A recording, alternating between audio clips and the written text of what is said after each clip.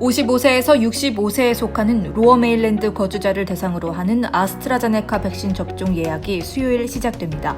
30일 BC보건당국은 55세 이하에 대한 아스트라제네카 백신 접종을 중단하라는 연방보건부의 권고에 따라 55세에서 65세 연령층의 거주자들에게 아스트라제네카 백신 접종 자격을 부여하기로 하고 31일부터 사전 예약을 진행한다고 밝혔습니다. 성명에 따르면 백신 접종 예약은 밴쿠버 코스탈 보건지역 및 프레이저 보건지역의 150개 지역 약국에서 실시되며 해당 연령대의 접종 희망자들은 지역 약국에 전화를 걸어 접종 예약을 할 수 있습니다. 일부 약국은 드롭인 서비스로도 이용이 가능합니다. 희망자들은 개인 건강번호가 적혀있는 BC 서비스 카드나 케어 카드를 소지 후 방문하면 됩니다.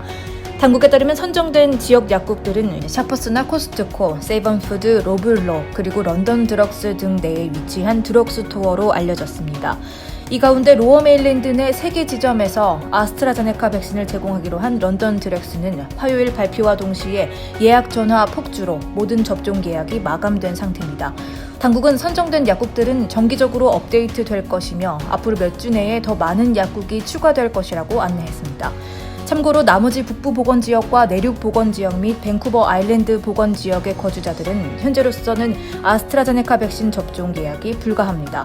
한편 BC주는 당초 오는 4월부터 최일선 필수 업종 근로자들을 대상으로 아스트라제네카 백신 접종을 실시할 계획이었으나 최근 유럽에서 아스트라제네카 백신을 접종받은 젊은 여성들에게서 뇌혈전이 발생했다는 보고가 지속됨에 따라 이 같은 결정을 내리게 됐습니다. 다음 뉴스입니다. 캐나다 보건당국이 지난달 초 승인한 존슨앤존슨 백신이 4월 안에 캐나다에 배포될 것으로 보입니다. 아티나 아난드 공공서비스 조달부 장관은 30일 성명을 통해 정확한 공급 시기는 결정되지 않았지만 존슨앤존슨 계열사 얀센이 개발한 젠슨 백신이 4월 말 캐나다에 도착하기 시작할 것이라고 예고했습니다.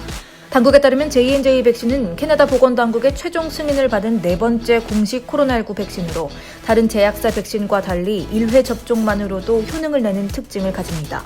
앞서 당국은 일전에 확보한 3,800만 회분의 J&J 백신 가운데 대략 1,000만 회분을 오는 9월인 3분기 말까지 공급할 수 있을 것으로 내다봤으나 이번 발표로 일정이 다소 앞당겨질 것으로 예상됩니다.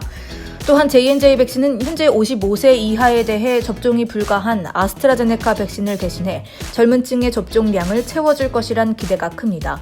더불어 2도에서 8도 사이 일반 냉장 온도에서 장기간 보관이 가능하고 냉장 상태로 3개월 가까이 보관할 수 있다는 점도 향후 국민들의 자유로운 백신 이용을 예상케 합니다.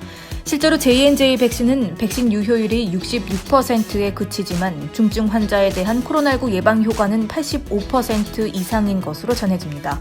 아난드 장관은 J&J 백신의 최초 선적분이 캐나다에 얼마나 빨리 도착할 수 있을지는 불분명하지만 앞으로 전반적인 예방 접종 속도가 빨라질 것이라는 점은 분명하다고 내다봤습니다.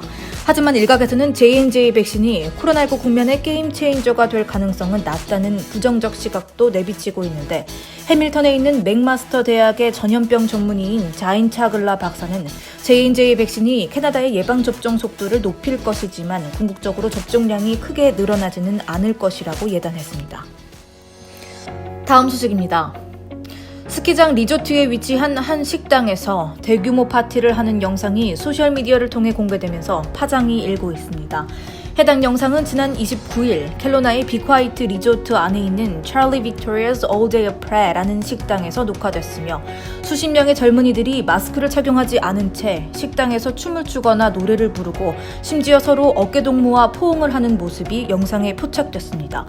이번에 공개된 영상으로 인한 여파는 컸습니다. 이 파티에는 리조트 직원도 참석했던 것으로 밝혀지자 빅화이트 측은 영상을 통해 신원이 확인되는 직원 최소 5명을 해고한 데 이어 스키 시즌도 계획보다 6일 이른 4월 5일에 마무리하겠다고 발표했습니다.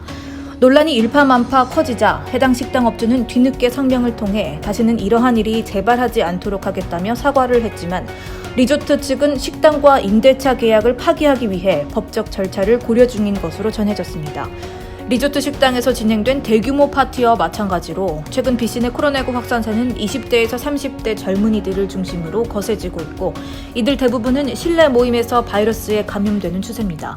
특히 올 1월 이후 확산세가 거센 휘슬러 지역에서는 최근 신규 확진자의 약 83%가 20대에서 30대인 것으로 확인되자 보건당국은 휘슬러 내 바이러스 확산세를 제어하기 위해 향후 3주간 리조트를 임시 폐쇄한다고 발표했고, 이어서 리조트 측은 5월 중순까지 문을 닫겠다고 밝혔습니다.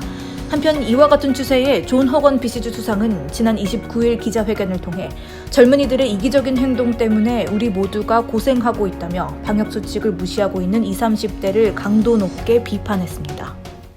다음 소식입니다. 뺑소니 차량에 치인 후 중태에 빠졌던 19세 청년이 결국 숨졌습니다. 경찰은 지난 26일 새벽 12시 20분경 사우스 버나비 마린드라이브와 맥퍼슨 에비뉴 선상에서 발생한 뺑소니 사고의 피해자인 19세 소년이 지난 29일 병원에서 사망했다고 밝혔습니다. 현재 크라우드 펀딩 웹사이트인 고펀드미에서 진행 중인 모금 페이지에 따르면 피해자는 지난해 버나비 사우스 세컨더리 스쿨을 졸업한 데미언 세권으로 밝혀졌습니다. 세권은 사고로 의식을 잃고 중환자실에서 치료를 받다가 29일 오후에 가족이 보는 앞에서 눈을 감은 것으로 전해졌습니다. 경찰에 따르면 사고 당시 세 대의 차량이 시비가 붙었고, 사고가 발생한 지점에서 19세 피해자가 차에서 내리자 차 한 대가 세권을 치고 그대로 달아났습니다. 사고 현장에서는 누군가가 페퍼 스프레이를 뿌린 흔적이 발견되기도 했습니다. 뺑소니 차량은 은색이나 샴페인 색상의 닛산 알티마 2002년에서 2006년 모델로 추정되며 사고로 인해 차량 앞부분이 다소 훼손됐을 가능성이 있습니다. 또한 경찰 조사에 따르면 이 차량에는 3명이 타고 있었으며 이 중 최소 2명은 동양인인 것으로 보고 있습니다. 경찰은 이번 뺑소니 사고에 대한 목격자를 찾고 있다며 정보가 있다면 버나비 RCMP로 제보해 줄 것을 요청했습니다.